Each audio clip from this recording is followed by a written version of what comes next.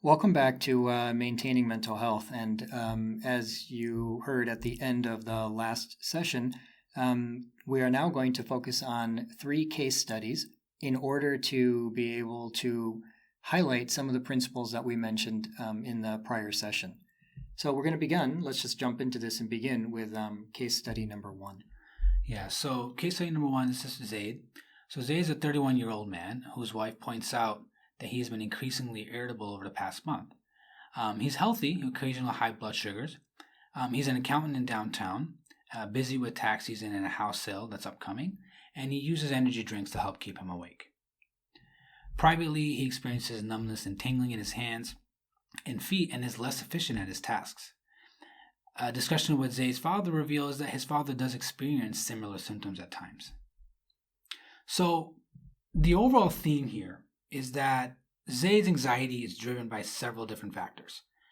It's very common for young professionals like Zaid. Well, maybe I can jump in here, Jawad. So can you just so I'm aware, how do we know that this is anxiety? That's a good question. Yeah, that's a good question. So, first of all, I always tell people that irritability is a cousin of anxiety. Okay. And we need to understand that irritability is sometimes a hallmark feature of anxiety. And we have a hard time sometimes recognizing that.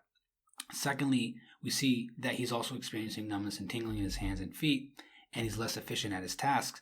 Now, that less efficient at his tasks might have to do with a concentration problem. And a lot of times when people are anxious, we see that they have difficulty concentrating, and therefore they end up having less efficiency in their task, whether that be at work or at home. So those will be the symptoms. Okay, excellent. Yeah, and so the overall theme, like we said, is that he's got anxiety that's driven by several different factors. And like I said, it's common for young professionals like Zaid to fall into a situation where they experience enough anxiety to where they're no longer able to function efficiently at work, or that they're having trouble with difficulties in relationships. For example, here we see that he's having some more irritability with his wife. So what are some of the factors here that are at play? Number one, we see that his maintenance for his own mental health, he needs to be able to identify which physical conditions might be affecting him. So we see that he has high blood sugar. This is something that Zaid could try to address so that this high blood sugar doesn't lead to anxiety states in the future. We see that he's an accountant in downtown. He's busy with tax season. So one of the things that we might have to offer Zaid as advice is to say maybe he can try to scale down at work, speak to a supervisor, and see if there's anything that can be done in order to alleviate some of the stress that's coming from work. And he also has an upcoming house sale. So one of the things that we can talk to Zaid about is maybe he can delay that house sale, or maybe there's a way to push that off so that he doesn't have to have all these things happen at once with the tax season and the house sale. We also see that he's using energy drinks to stay awake. We talk about in the clinic a lot about how to minimize certain things like caffeine use, because what that does is that alters our sleep patterns. And we talked about earlier how sleep is extremely important. One other thing I'd highlight with this case is that we do need people around us to help us understand ourselves. And we note here that his wife is the one that's pointing out that he's increasingly irritable. And that's extremely important, because if we don't have her in the picture, Zaid may not understand or realize even that he's anxious. Because if you note here, Zaid's not coming to us saying, I'm feeling nervous or anxious. He's just having irritability, which only someone else would notice. So those are some of the other factors. Now, there's a lot to be said about this. I think one other thing that we can add to this is that his discussion with his father reveals that his father had similar symptoms. So what that's telling us is that there could be a family history here, and that piece of information is really important because it could lead Zaid to be more predisposed or more likely to develop an anxiety state in the future. And that's pretty much what I would say. Shiv, do you want to add anything else with this case? Well, I would just say that it's interesting because I would probably get this from the other angle. In this case, what would happen if I was, let's say I was someone who Zaid was interacting with, he probably would come to me and say, my wife is saying I'm irritable, or why is she picking on me when I'm so busy, or why is this, why is she, she's nagging me or something. He might come and complain to me, or I might get an email. What I would say here is that, in this particular instance, what my advice to Zaid would be, now again, I'm a little bit medical, but a little bit spiritual.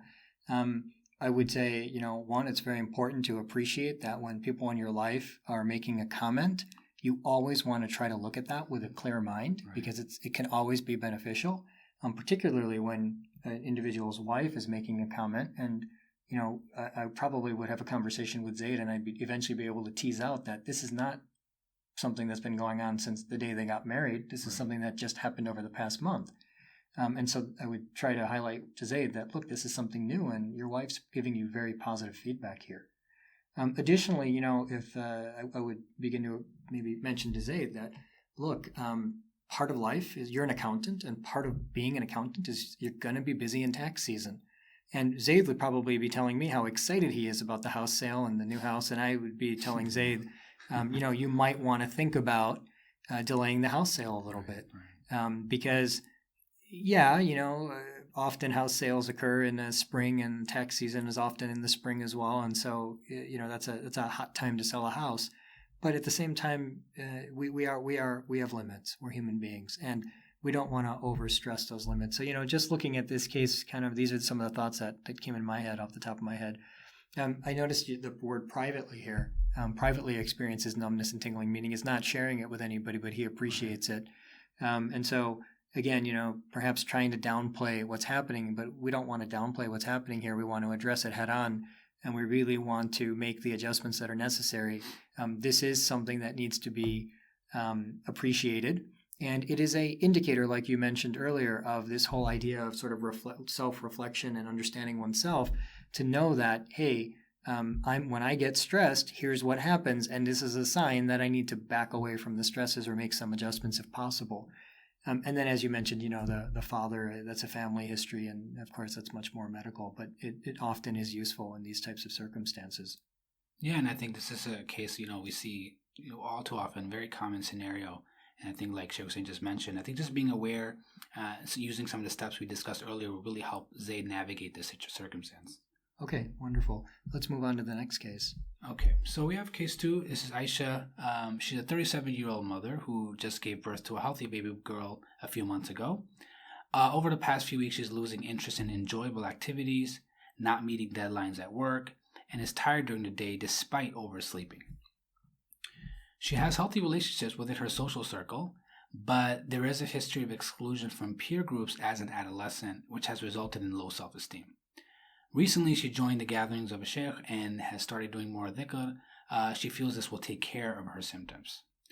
So let's highlight what's happening here. I think overall, we can get a sense that she's depressed. Has that come through clear, Sheikh Hussein?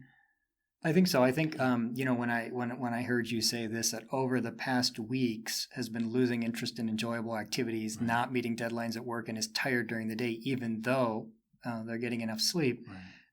These to me, would be very classic signs of blues, or we could say, perhaps even a clinical depression. I would leave that up to you to diagnose, but certainly, it's something new.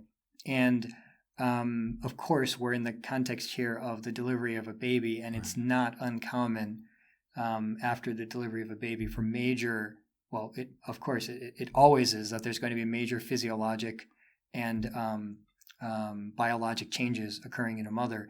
And it's not uncommon in the face of that stress for a mother to experience what we sometimes call postpartum blues, postpartum depression. And so, I think I got that from this history, Jawad. Good, absolutely. And I think one thing I would say is, like Sheikh Hussein mentioned, the physiological changes that occur after delivery. These physiological changes can occur in different parts of the woman's life cycle, and whether that's premenstrually or whether that's basically around the time of menopause. So there are hormonal fluxes and changes that occur throughout a woman's life cycle, and we should be aware that they can have different issues at those different times in their life. Now, going back to this case, one thing I'll mention here is that she does have healthy relationships currently, but there is some history of an experience she had when she was younger that led to her developing a low self-esteem. So this is important to note, because if you're having an upcoming delivery and you might know that that's a stressor that you're about to experience, it might be wise to address some of these things from the past, like we said, using resources we described earlier, like with a therapist, for example, because if the low self-esteem is there, then any future stressor, whether that be delivery of a baby, whether that be someone's death in a family, or whether that be some other kind of a job loss, for example, if we have this already within us, then we know that the next stressor could really put us under. So it might be wise to address some of these things that we may not otherwise think to address. This kind of, it kind of gets back to that topic of just understanding ourselves, right? Understanding who we are, what our history is, where our vulnerabilities could be, and trying to patch those up before we undergo the next major life circumstance. Right. And so, yeah, I mean, certainly if there's a self-esteem issue, of course, perspective helps, like we kind of mentioned. And at the same time, to use or avail other resources would be certainly appropriate here. I will mention that, interestingly, this last point here in the history, recently joined the gatherings of a sheikh and started doing more dhikr, feels that this will take care of her symptoms. Certainly will be very beneficial to do dhikr. And if the gatherings help to organize and create a constructive environment in which that can occur, then that's exactly the goal. That would be certainly beneficial. What I would, however, caution is that I don't know if that would necessarily take care of the symptoms. It's not uncommon for people at the time when they're deep in a circumstance to go and seek out a religious opportunity, thinking that it's going to take care of the entire issue. It very well could benefit. I don't know, it will benefit. I don't want to say it could benefit. It will benefit, but whether it will take care of the issue or not is a little bit of a question in my mind when I read this case. I think it's one piece of the puzzle. And you do need to address these from all perspectives and angles to just ensure that the best foot is put forward in order to alleviate this, so that this particular individual can maximize their productivity throughout their life. Yeah, I agree. And I think Sheikh Hussein just mentioned a series. I mean, dhikr is as one part of a series of solutions. And there's a lot of times where I'll recommend someone say, hey, go see your therapist. Of course, do the dhikr routine, read your Quran, and then maybe the medication, take your medication. So all these things can work together in harmony. It's not one or the other, and they're definitely not mutually exclusive. Yeah, and actually, Jawad, let me just add one thing here. And, we should be very clear about this. In the end, all cure comes from Allah. And that's the reality for us. When we appreciate, a illness in ourselves, or appreciate a problem in ourselves, we know that the cure and benefit comes from Allah, but we need to also, in order to exhibit our desire for that cure and benefit, express to Allah our need. And the way that we express to Allah our need is through a series of steps, which basically are the means that Allah has created. Right. So, for example, seeking the gatherings of individuals who are doing dhikr, this is one step that a person takes. Reflecting on themselves and embedding a good routine is another step that someone takes. And seeing a therapist if needed is a step that someone takes. And even to the extent of medication, when necessary, is a step that someone takes.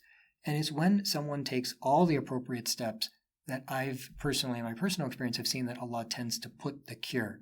Now, of course, cure is not, from our perspective, Allah is the doer of all. And cure is not in the medicine. It's coming from Allah, but the medicine is the means by which we attain that cure. Right.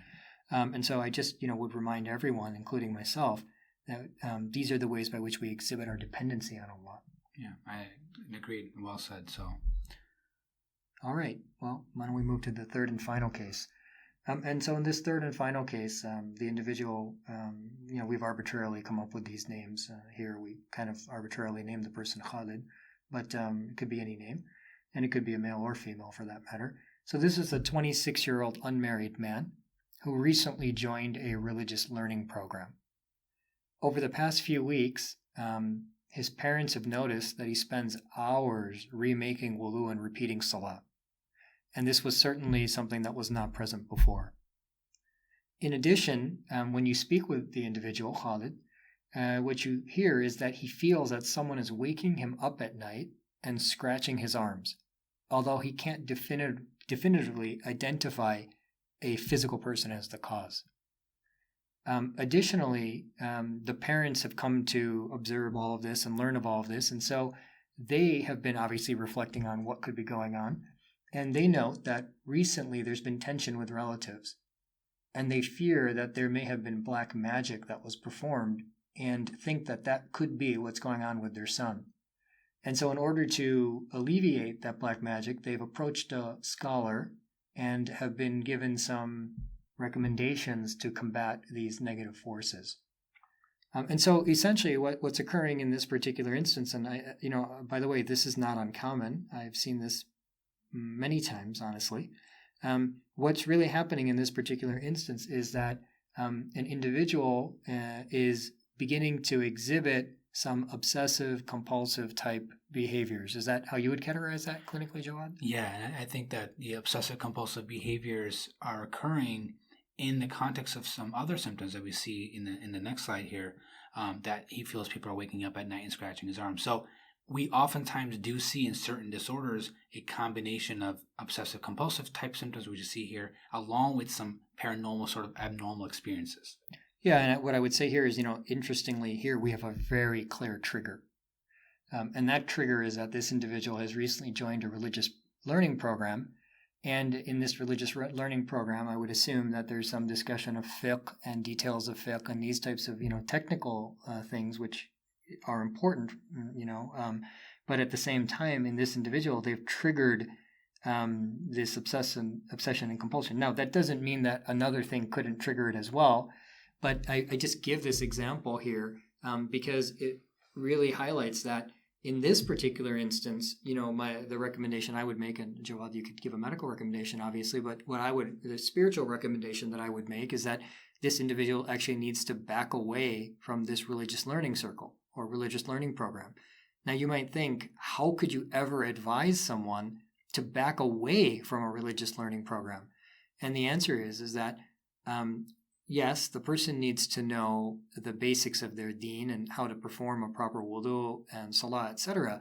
But maybe they're not, in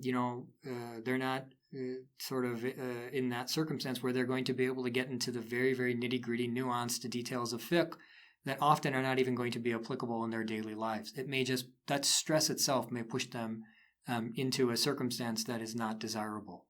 So, just because something is beneficial doesn't mean that a lot of it's going to be more beneficial. And just because something's beneficial doesn't mean it's going to be necessary for everyone.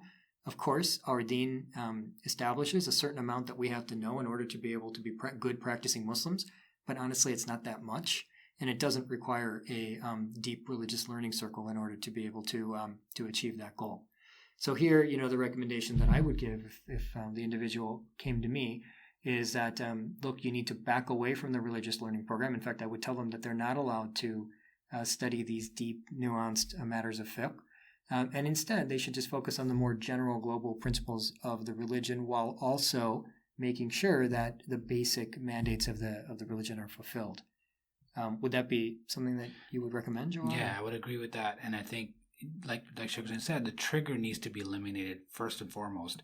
And once that trigger is eliminated or at least decreased, then we can start to move forward with treatment.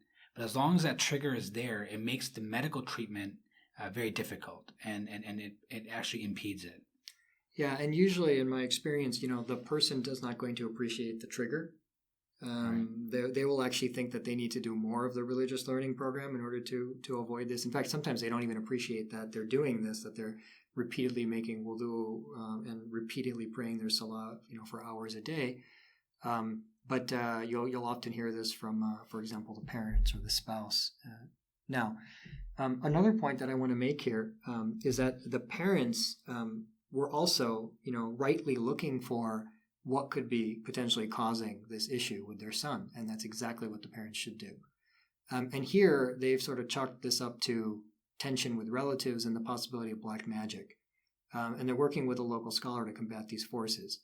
I just want to make clear here that this is kind of like what people would sometimes call the evil eye or black magic, and it's, in my personal experience, now again from a spiritual perspective, is that it is the most commonly attributed cause for almost any problem.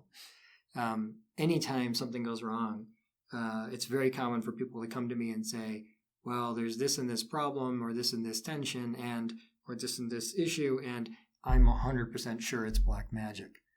Now, I just want to say concerning black magic, because I think it's important to sort of place this here, black magic, evil eye, etc., that first of all, the evil eye, using the slide here on the screen, the evil eye is certainly true. So it's real. In fact, the Prophet ﷺ mentioned in a hadith in the book of Imam Muslim, al-aynu haq, that the evil eye is true. So the evil eye is real, but it's often overemphasized in my personal experience. It's not the cause of every problem. Even when it is a cause of a problem, it's usually only one component of a multifaceted or multidimensional issue. So I'm wary about jumping to the evil eye as a cause, because then what ends up happening is that's the only thing that's sort of like dealt with. And you really never know whether it's a true cause, and even if it is a true cause, what proportion of sort of like effect it's having. And so what I would say here is, fine, no problem. If you want to attribute this to the evil eye, you can, and you can go ahead and pursue whichever avenue you feel would be helpful. Honestly, I'm going to talk about this in a minute, but the best way to sort of like shield against the evil eye is to simply turn to Allah, because in the end, again, Allah is the protector of all. I'm not a big fan of going and trying to get very specific things that need to be read and somehow will magically take care of the problem. Instead, I think really what needs to happen is we turn to Allah, ideally through the various things that are established by the Sunnah. For example, recitation of various parts of the Quran can be very beneficial.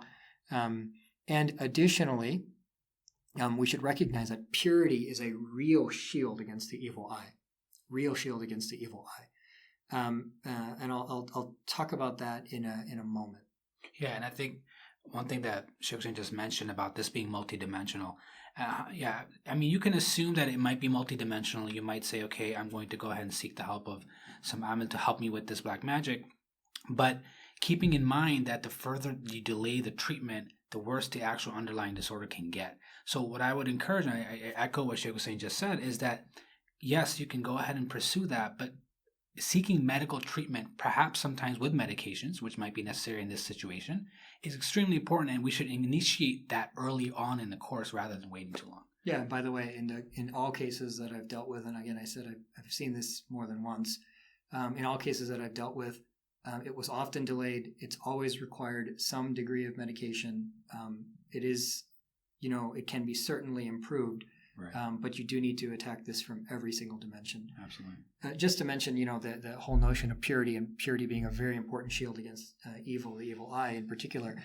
Here, the Prophet ﷺ mentions, and again, this was in Muslim, that al-aynu haq, the evil eye is true.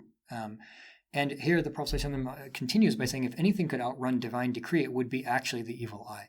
So just to show you the power of the evil eye.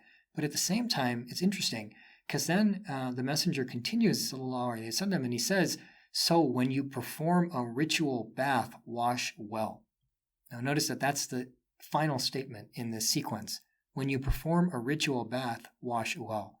Highlighting what? Highlighting that purity and tahara is a protection and shield against the evil eye. And one of the things that I recommend, people will tell me that I did A, B, and C, but I'll say, number one, make sure that the area is clean. There should be no filth or impurity, physical, again, in the bed, in the bedroom. The bathroom should be kept clean. The general house should be kept clean. Generally, hygiene and cleanliness is very important for protection against the evil eye. And then in addition, the various forms of tahara that our religion establishes, including tahara of food, tahara of money, etc.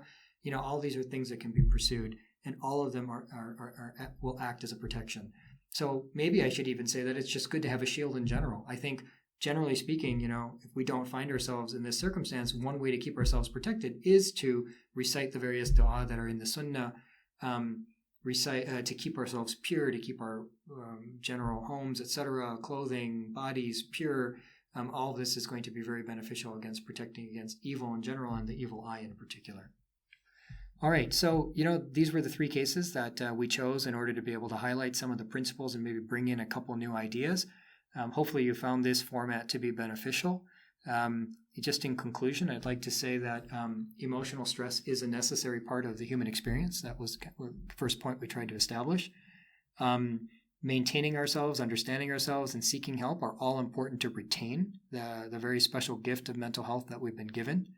And in the end, of course, we begin and end with the central theme, which is that Allah and Allah alone is the one that sustains and heals. And when we talk about the various aspects that we've discussed today, really it should always be with the understanding that these are means by which we exhibit our dependency upon our Lord. And it's when we exhibit that dependency that He tends to put cure in the efforts that we make. And so essentially, I'll just close by saying thank you. I'll begin by just thanking Dr. Jawad for spending the time with us today. Well, first of all, thank you for allowing me to be here and allowing me to speak. And, we hope that this is beneficial for everyone that's listening. An extremely important topic that's sometimes not discussed enough in our communities. And I just want to thank everyone for taking the time out to listen in. And we hope, inshallah, that you're able to benefit. Great. And in addition, after thanking Dr. Jawad, I'll thank all of the people who attended this program and also all of those who are going to subsequently benefit from this program. In the end, we are dependent, and I'm dependent, we're all dependent on each other. When we come to gatherings such as these, or when we express our interest, essentially we're really bringing our hearts. And it's the joining of the hearts with the goal of attaining nearness to Allah and succeeding in our mission to worship Allah. It's when those hearts join with that intention that we really create those positive environments that really benefit ourselves and benefit the world around us. So, after thanking Dr. Jawad, I just want to thank each of you because it's your love and dua and desire that drives these types of beneficial activities that we're able to engage in. And so we're very grateful to that. I'll just end off by saying that, this is one of many talks that we've sort of had here at Sacred Learning over the past several months and years for that matter. And we try to preserve these on our website. So some of the topics that we discussed today, like sleep and nature and simplicity, these have also been covered on the website. And you can go to sacredlearning.org and visit the Sunnah and Wellness classroom in particular to be able to review those. So again, it was a great honor and pleasure to be able to spend this time with you today. And we ask that you keep all of us in your dua.